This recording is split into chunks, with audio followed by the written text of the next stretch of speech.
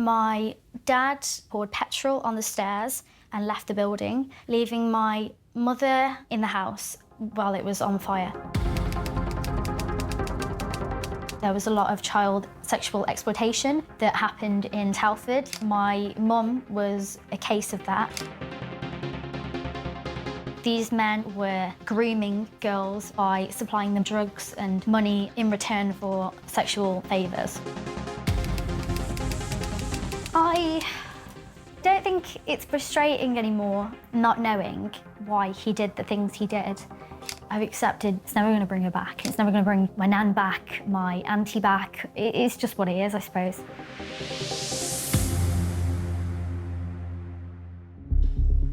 My name is Tasnim Lowe. I'm 23 and I'm from Telford.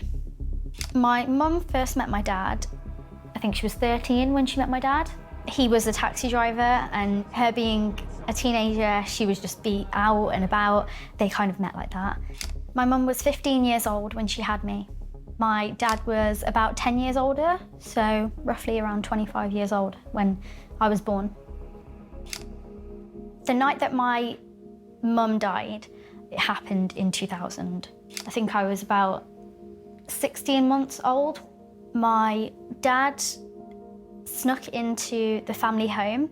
He took me out of my cot and placed me under an apple tree.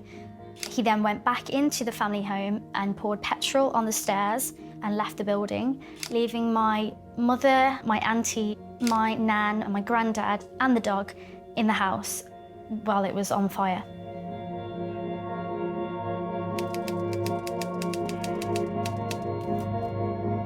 My granddad luckily escaped out of one of the bedroom windows. All the other people in the house did not escape. They perished. Shortly after the incident took place, the police then suspected my dad. They found CCTV evidence of my dad at a petrol station buying gallons of petrol. He had a minimum tariff of 18 years, which included 4 life sentences.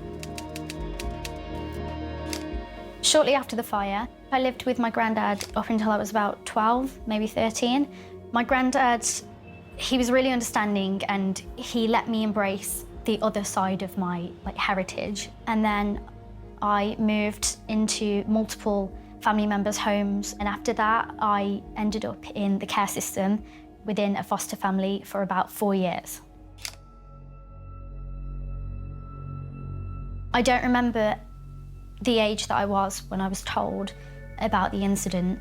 I think I've kind of always known. I knew that Mummy was in heaven and Daddy was far away, but I didn't really know what that meant. When I fully understood it was probably later in primary school.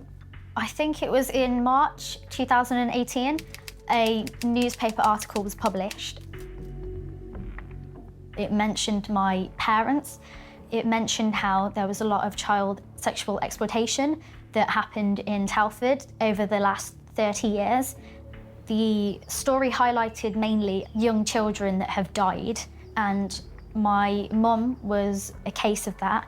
It was predominantly men that were exploiting mainly young girls.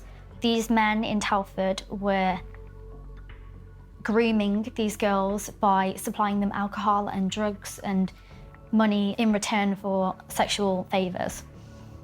In a way, it made me feel a bit of relief because for so long we had been in the dark about not knowing why my dad did what he did. So it made me kind of understand the life that she was living in the last few months before her death. My mum's story was often used as a threat to other survivors if they did not do what the perpetrator asked of them.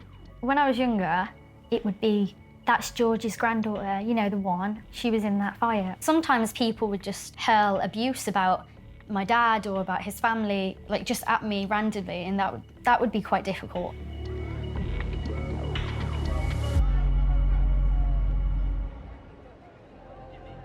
When I received my mum's diaries from the police, it did help me find a bit of closure towards understanding about her and her upbringing and her childhood and her likes and dislikes and just everything like that. The diaries were over about a year or so of her being like 15 to 16. So I really got the feel of being a teenager in the 90s. In the diaries, she spoke about her relationship with my dad. It was interesting to learn about what the dynamic of their relationship would have been like. And also, during her writing in the diaries, she was pregnant with me, and then she actually had me and was writing about me. It felt really surreal. And I'd never experienced stories with parents about when you were born, this and this happened, or little bits and bobs about my life, because I only knew what my granddad knew. It felt like I was able to experience like life in her shoes, I suppose. Obviously, I could never imagine what it would be like to go through all the suffering that she did. But I'm just thankful that she kept these diaries, and it's really helped me. I first met my dad when I was about 16. Before that, I tried to, but there was a court order when he had his original sentencing that he couldn't have any contact with myself until I reached the age of 16. I wanted to meet my dad out of curiosity. He's the only parent I've got left, so I wanted to know just little things. What does he like? What does he not like? What's it like in prison? I don't know. But I wanted to ask him about the incident that took place as well. I was really nervous and didn't really know what I was going to say. Didn't have a plan. Just thought, I'm going to wing it. Hope for the best. Let's not cry. We did speak about my parents' relationship, which he described as being very positive. He denied everything that happened on that incident. I don't really remember much else. I think I've kind of blocked it out. Although it was terrifying, I'm glad I did it. I just remember feeling like this isn't real, this is a bit of a dream. Like, I didn't really know how to feel, I suppose. The whole local authority failed. The police, social services, the school, neighbours, friends, family, everybody. Some people that did know what was happening chose to ignore it because it was the easier solution. There just wasn't as much urgency back then. I mean, a lot of young victims were often known as child prostitutes back in the 90s. If they were abused, oh, well, they've been accepting money and accepting gifts, so it's prostitution. Even though it wasn't, it was grooming behaviour. I think at one stage, my mum probably did know she was a victim just by reading the diaries and things that she has said. I think she probably just thought it was a domestic abuse. I think it's very important to spread awareness on child sexual exploitation and to look at ways to prevent it from happening. If your dad was in the room right now, what would you say to him? I don't think I would talk to him. I've kind of said everything that I need to say. Even if he admitted what he has done and explained the reasons why and showed remorse, it would probably really confuse me.